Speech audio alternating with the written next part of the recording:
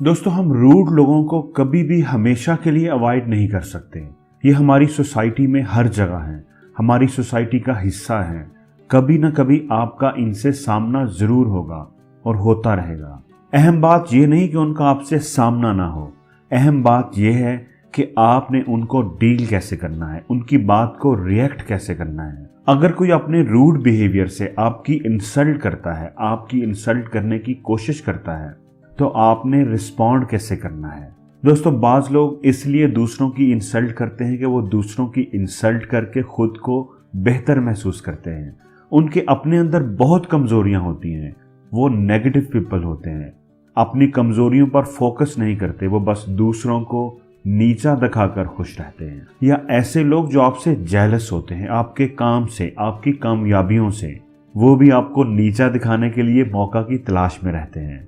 तो आज की इस वीडियो में हम देखेंगे कि अगर कोई आपसे रूड बिहेव करता है या आपकी इंसल्ट करने की कोशिश करता है तो उसे डील कैसे करना चाहिए, कैसे रिस्पॉन्ड करना चाहिए। तो इस वीडियो को जरूर आखिर तक देखिएगा और मेरे साथ रहिएगा, क्योंकि इसमें आप ही का फायदा है।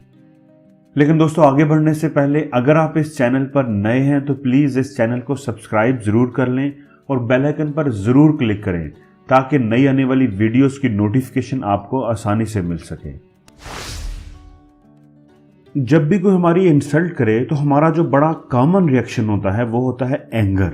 हमें फौरन गुस्सा आ जाता है, हम बुरा मना जाते हैं। दोस्तों, एंगर किसी भी इंसल्ट को डील करने का सबसे वीक रिस्पॉन्स होता है।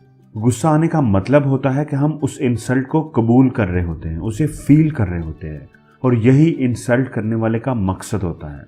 वो आपकी इंसल्ट इसलिए कर रहा होता है कि आपको ब्रेक डाउन होता देख सके, मजा ले सके।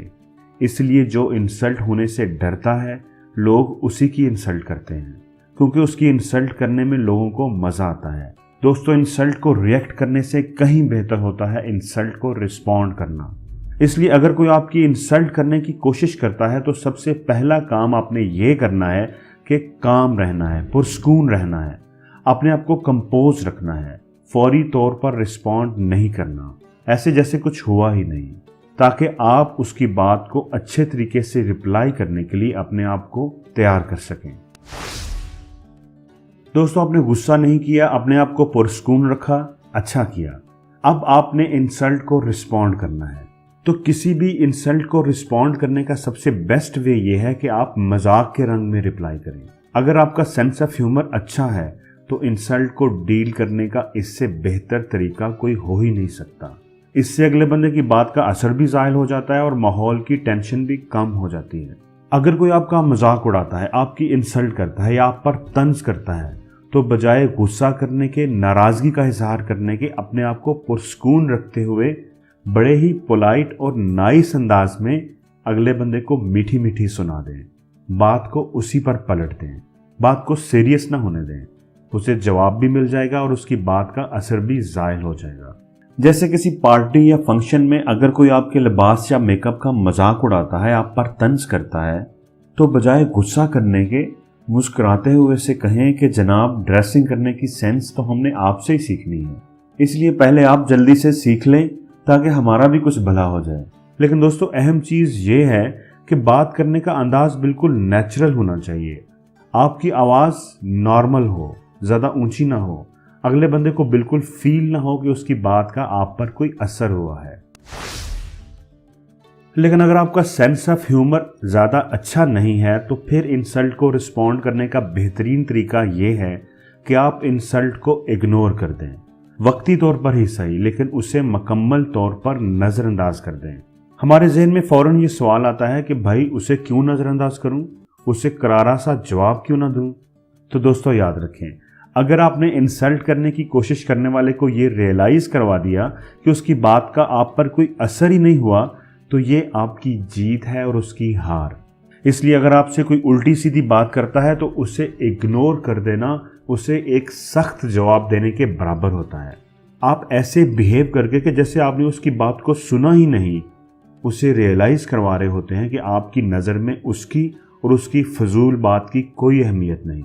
इग्नोर करने का तरीका यह है कि आप डिस्कशन का टॉपिक चेंज करके कोई और बात शुरू कर दें, या थोड़ी देर के लिए रूम से बाहर चले जाएं।